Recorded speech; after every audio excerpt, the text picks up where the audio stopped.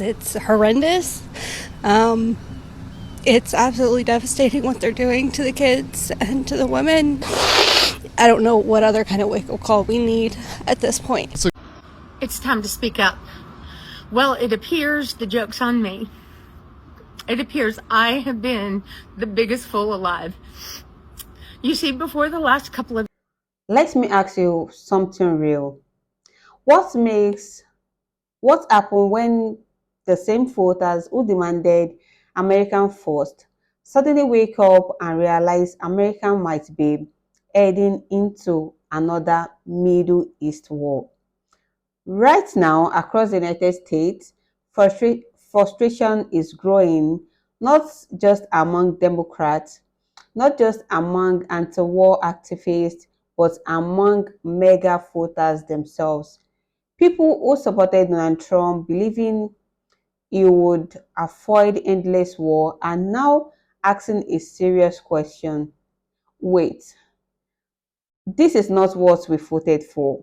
And here is the twist that should make everyone pause. Why Americans argue about war? Black Americans are watching carefully because history has taught them something many others are only now beginning to understand. But before I break this down, I want you to watch the clips, some of these clips carefully. Listen to what these voters are saying. Pay attention to the frustration, the confusion, and the sense of betrayal. Because once you watch this clip, the bigger picture behind the situation becomes very clear. Go ahead and watch, and I will be waiting. What we're witnessing right now is the fact that, Israeli Prime Minister Netanyahu said the other day he's been waiting 40 years to launch this attack. And he finally found an American president in Donald Trump who was stupid enough and reckless enough to do it. The Trump administration has no plan. They've never had a plan. Their rationales shift day to day. They have no end game. What we're witnessing here is an administration that has put American lives at risk. We've lost 7 service members, many more wounded, many civilians killed, Iranian civilians, including school kids. And they can't tell the American people what this is all about. This is making our country less safe. They've taken the lid off Pandora's box and unleashed forces that they have no plan to deal with. So here we are today. Donald Trump has launched an illegal, unconstitutional war against Iran right now. He did so without congressional approval, but he thinks he's a king, he thinks he's a dictator, and we are going to make him accountable. That is what I am all about. I just saw in the news they're reporting that 3 U.S. service members have died. It's insane. I feel like Donald Trump is trying to ignore the Epstein files. It's really just sad that we can't stay out of the Middle East. That's what's sad. We just can't do it. Does Iran even have the capacity to get a nuke to the United States of America? You don't know that. The answer is probably no. And yet here we are again with the same freaks that were celebrating when we went into Afghanistan, the same freaks that were celebrating when we went into Iraq, and everybody agrees that was a disaster. And it's the same people that pushed that. It's horrendous. It's absolutely devastating what they're doing to the kids and to the women. I don't know what other kind of wake-up call we need at this point. It's a good thing that we have the power and ability to kind of spread peace through war, which is kind of f***ed up. We're here in North Carolina ahead of a big primary day on Tuesday, and what you just heard is 2 very different reactions from 2 people on very different sides of the aisle about President Trump's new war in Iran. Trump supporters are losing their minds tonight as the real reason Donald Trump attacked Iran has been revealed, and it's not what he's claiming. Now, as you know, Donald Trump and the administration have claimed that Iran is seeking and close to obtaining a weapon that could reach the United States, and this was a preemptive attack. But according to the Washington Post, who spoke with 4 sources close to the matter, say that that's not the case at all, and instead it was Saudi Arabia and Israel who pushed Donald Trump for weeks to make this attack, despite U.S. intelligence telling Donald Trump. I want to talk to my friends who voted for Trump who might be feeling a little bit betrayed right now and thinking that he is pulling us into a war and that he went back on his word. I just want to give you a couple of things to think about. You can agree or disagree, just my thoughts. First, I think there's a lot of reason that things are different now than they have ever been, because I know that we've been listening to Israel talk about the possibility of Iran having nuclear weapons for a long time. And, you know, I think we have a little bit of fatigue surrounding that talking point because it's like, well, they haven't had one now. Like, why would we believe you? Because. Hello and good morning. Listen, in the first episode of As the White Hood Turns on this first Sunday in March, I want to address something because I've been fighting for my life on Threads and Facebook, you know, where all these supposed now ex-MAGA, because starting a war in Iran was your line, right? It was. If you initially voted for Trump and now regret your choice, I need to see you at the forefront of all of the efforts against him. I need to see you showing up to protests, speaking about it, because you know what you did? You worked against all of the efforts that we put in to try and show everybody what the danger was. You tried to reverse all of that when you placed that vote, okay? So now you need to put in that work to try and help us. I'm not sitting here trying to make you feel. Los Angeles, New York City, and Washington, D.C. are on high alert following the strikes on Iran. Security has been enhanced across all cities. Please stay safe, everyone. America's pissed off, people.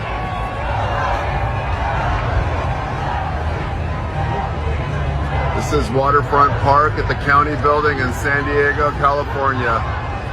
We are here to protest Donald Trump, his administration. People try to make their own formula and fit you in it.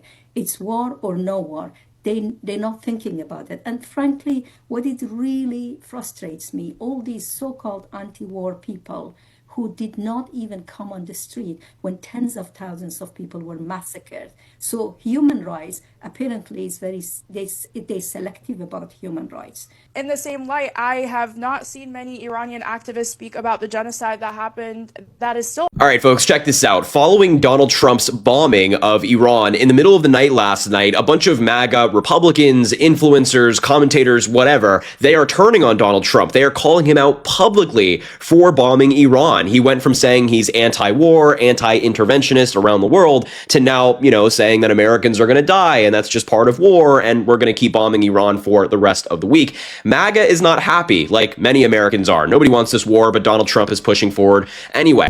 I just need to say hi. I miss home so much. It's hard out here. I'm trying to stay strong. I really am. I'll be okay. I just need to say hi. I miss home so much. It's hard out here. I'm trying to stay strong. I really am. I'll be okay.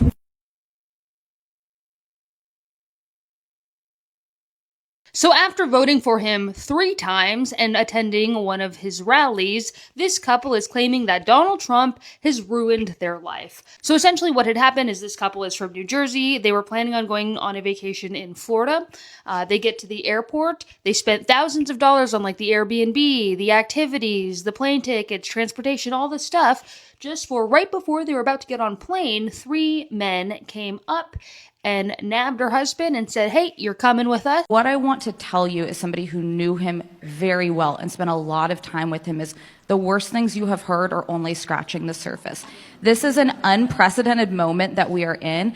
There has never been, now granted, we're some of the more vocal former Trump staffers, but he has been denounced by all of his most senior staff, something we've never seen in modern American history before. Multiple White House chiefs of staff, multiple secretaries of defense, his former national security advisor, his former White House communications director, people who saw him in the most important decision-making environments have spoken to the fact that he is unfit and that he poses a threat to democracy. And people need to wake up to that. Mr. Brown, It's my understanding you also voted for President Trump. Yes, sir. Why did you vote for him? Because I was an idiot. Can you be more because specific? The 80% of the evangelical Christian people were lied to, if you really want to know the truth, and that's exactly what happened. They said criminal, and I believe criminals need to be off the street. I just want to make sure. The Trump administration fucked up really bad with this Iran ordeal. We all sat up here and watched Donald Trump and Pete Hegseth make public announcements that Iran's supreme leader, Ayatollah, had been killed in an airstrike along with several top Iranian military officials. Pete Hegseth and Donald Trump claimed the attack wiped out the people expected to take power after him. Basically, Iran's entire Oh, you're going to want to stay for this one. You're not going to believe the words that are going to come out of my mouth. But Trump says he has to be involved. Trump has to be involved in picking the next Iran leader.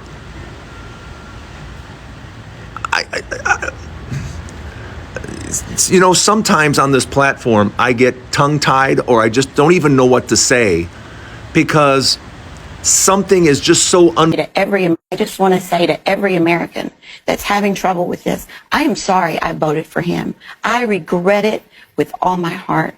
I feel like I've enabled this monster to destroy democracy, destroy everything that is good in this country. We've got a very crazy man driving the train, and he's going to kill this country. And Anthony, are you voting a straight up and down Democratic ticket? Not only there, I am actually for the very first time contributing across the board. Brace yourself, folks, because today's around and find out features a MAGA mom who's wondering why her entire family has suddenly decided she's the villain in their story. She's confused, she's hurt, and she's writing letters. Actual, emotional. Please take me back to her grown children trying to repair what her vote for Donald Trump seems to have destroyed. Spoiler alert, this isn't just a political spat. This is full-on emotional carnage. And it's a case study in how one vote can shatter a family. It's time to speak up. Well, it appears the joke's on me. It appears I have been the biggest fool alive. You see, before the last couple of days, I knew that there was a segment of MAGA who just hated, who just wanted to burn the world down and they don't care who they hurt. In the meantime, I knew there was that section, but I really, really thought that most of MAGA. Let's talk about what is really happening. Right now, the United States is involved in escalating tension with Iran, missile strike, military operation, allies being asked to send warships to secure oil routes, and suddenly the world is asking, is this another Middle East war? But something even more surprising is happening. Some of the loudest frustration is coming from the very movement that helped elect the president. For years, the MAGA movement built its identity around one powerful message: no more endless war. Many voters believe this message. They believe the focus would shift to American jobs, American infrastructure, American families. Instead, they are now watching possibility of another war in the Middle East. And that contradiction is creating serious tension. Some conservative voices inside the movement have been worried that the conflict risks turning into exactly the type of foreign intervention voters rejected for decades. So the anger we are seeing isn't random. It's the result of expectation colliding with reality. And it's not just American reacting. Around the world, governments are worried about escalation, oil prices are being affected, international flights are disrupted, and the Strait of the Hormuz, one of the world's most important oil routes, is now under heavy military tension. That's why the story is bigger than politics. It's about global stability. Now, here is here is where here is where the conversation becomes important for Black Americans. Black communities have historically been some of the most skeptical about foreign wars. Why? Because history has shown something painful. Black Americans are often asked to fight the war, but rarely asked to decide whether those wars should happen. From Vietnam to Iraq to Afghanistan, Black soldiers have served bravely. But the communities they came from often receive very little investment in return. So when new war starts being discussed, Black Americans tend to ask a different question. Who actually benefits from this? And that question is not cynical, it's wise.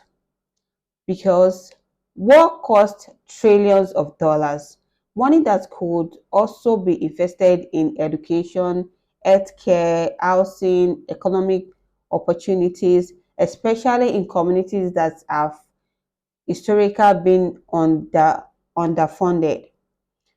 Now, here is something that should make white Americans watching this think. Many Black communities learned long ago to question political promises, not because they hate the country, but because they have experienced what happens when policies don't match reality. And right now, we are seeing something fascinating. Some mega voters are beginning to ask the same question Black Americans have been asking for decades. Question like, why are we always in war overseas? Why are our tax dollars funding conflicts? Why communities at home struggle? Why does Washington always seems ready for war? Those questions are powerful and they deserve honest answer. Because at the end of the day, this moment could actually bring Americans closer together, not by arguing left versus right, but by asking a deeper question. What should American prioritize really be? Should the focus be on endless foreign conflicts or on building stronger community at home? That conversation is long overdue. The angers we are seeing right now from MAGA voters and others is not just about politics, it's about trust. People believe they were voting for peace and economic focus. Now they are watching the possibility of another war. And that contradiction is forcing many Americans to rethink things. Meanwhile, Black Americans are observing this moment with a perspective shaped by history because they have seen the cycle before: promises, power, war. The question now is whether America will learn from this moment or repeat the same political pattern again. Now I want to ask from you, do you think Americans, especially mega voters, are starting to question the idea of endless war? Or do you think this conflict with Iran will actually gain more support over time? Drop your thoughts in the comments, and if you want more real conversation about politics, global events, and what they actually mean for everyday people, make sure you like this video and subscribe, because on this channel we don't just follow the headlines, we break down the truth behind them, and trust me, the story is far from war.